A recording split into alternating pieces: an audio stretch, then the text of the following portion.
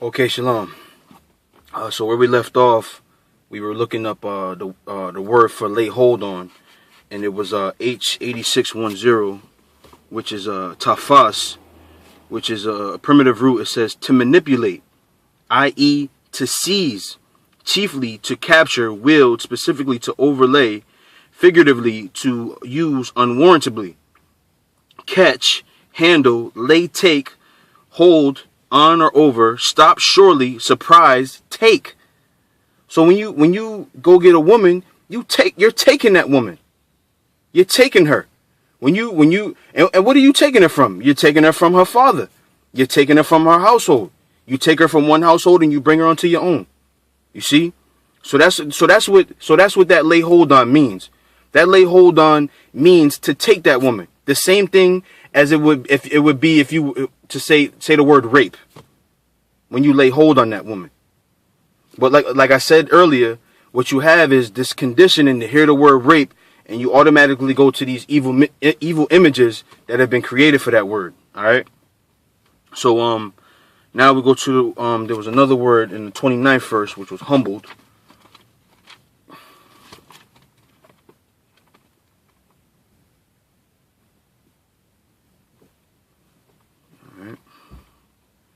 I had to do it the slow way.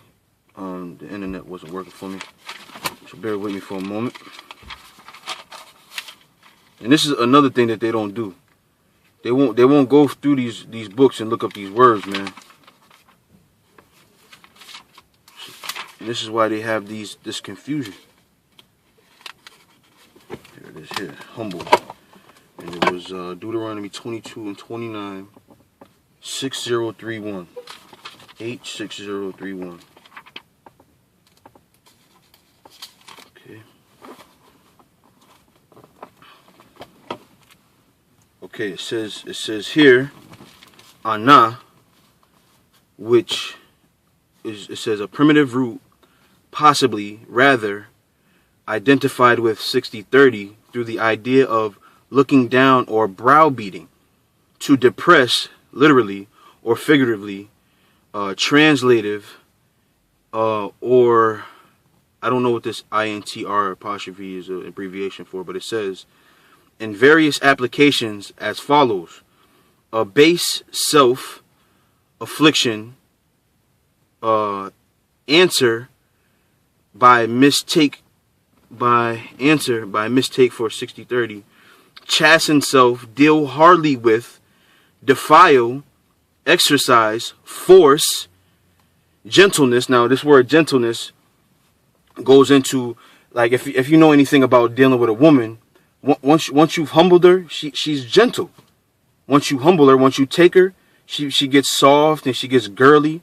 But before you take her, it's like dealing with a bull, like dealing with a damn animal, a Tasmanian devil. She's spinning around, and then when you humble her, then she becomes gentle. Okay, it says humble. It says self, hurt, ravish, sing by mistake for 6030, speak by mistake for. Let me see what 6030 is. It says to heed, to pay attention. So again, when you humble a woman, what does she do? She's paying attention to you now. She hangs on to every word. But that's for those of you who deal with a woman. Once you've humbled her, they listen to everything you say and they heed to everything you say. But you got to take her first. You got to take her. You see? So that's what those two words mean. Now, what they were trying to do in Deuteronomy 22 and 25, and then Deuteronomy 22 and 28, they were trying to use those two scriptures to say one was wrong because it said the word force, and the other one was okay. But both have the same tone to it, which is you got to take that woman. You're taking her. They both have the same tone to it. You see? So now, there's one more thing I wanted to go into. Now, if anybody knows the scriptures say this: if you rebuke a wise man, he'll love you, right? Now, if a brother comes up to you and tells you a fault, something that's wrong with you, something that you're doing out of order, you don't then go and say, well, he's doing it. Well, look at him. He's doing it too. That doesn't justify what you're doing. Now you guys are always talking about where's your fringes, which is what the fringes are is a reminder of what? The law. So you're telling this brother to keep the law and wear his fringes, but then when he mentioned to you, you're telling me to keep the law, but you line your hair up. Then in your video, you went to Elder Rakah, who you show with a low beard. So instead of taking your fault and saying, you know what, you're right, I'm going off, and what you did was you showed somebody else what they were doing, and the scriptures talk about that. So I'm gonna go to it. This is one of my favorite scriptures. So I think it's 1 Corinthians, the 6th chapter. Let me find it.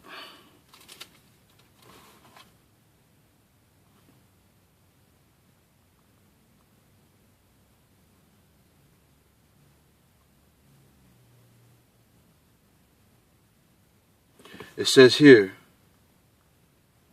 It says here, verse 7. It says this is 1 Corinthians 6 and 7. It says, now therefore there is utterly a fault among you, because ye go to law one with another.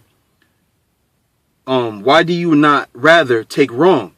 Why do you not rather suffer yourselves to be defrauded? Nay, ye do wrong and defraud that your brethren. So in other words, instead of you taking wrong and saying, you know what, I lost this one, I'm wrong. Now you want to go to law to another brother and tell him what he's doing wrong. Now you justified it. You guys always go to Ezekiel the 5th chapter, and you justified it with another scripture in that particular show. But I don't remember what scripture it was right now. But you justified it and said that it was okay to do. But then you have your video littered with Elder Rakah and saying he's doing something wrong. So which one is it? Is it wrong to line yourself up, or is it not wrong? Or is it only wrong when GMS does it? Is it only wrong when GMS is lining themselves up? What about you? So when somebody tells you what you're doing wrong, take it. Oh, you know what, brother? You're right. I'm doing this wrong. Perfect example of it. Perfect example of it. And I admire this brother for this. The brother Yashawamba down in Texas. This dude Izar was saying all types of things sideways out of his mouth about this brother having a bald head. Now the brother don't have a bald head. I seen the brother in person. The brother don't have a bald head. And what did that brother Yashawamba say? He didn't say, oh, well, you're doing this. He said, you know what? Maybe I can let my hair grow a little bit thicker. He didn't go and give other examples of other people who got their head bald. He took his lumps, man. And that's what y'all don't do. You don't take your lumps. And that's why you're mad at GMS. Not because we're wicked, not because we so-called rape 9-year-old girls. You don't like them lumps you're getting, man. And that's it. That's the bottom line. All right. So with that, I'm going to give all praises to Yahweh Hashem Yahushai, because that's where the praise is due. Not to any man.